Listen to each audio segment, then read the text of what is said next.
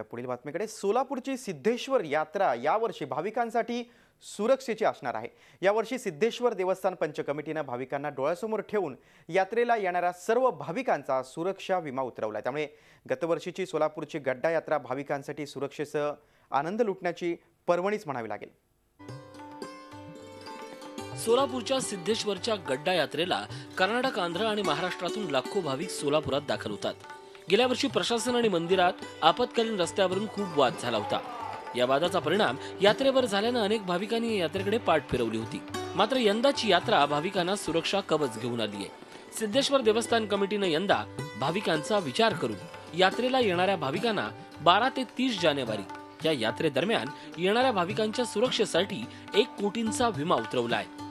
यात्रेमध्ये एखादा काही ॲक्सिडेंट झाला किंवा काही हानी होणार असेल तर त्या ठिकाणी आपण 1 कोटीचं इन्शुरन्स हे सामूहिक अशा पद्धतीची एक इन्शुरन्स त्या ठिकाणी आपण उतरवलेला आहे। सोलापूरची यात्रा ही संपूर्ण महाराष्ट्रात प्रसिद्ध आहे। प्रशासनाने यंदा विम्याचा निर्णय घेतल्याने भाविकांसाठी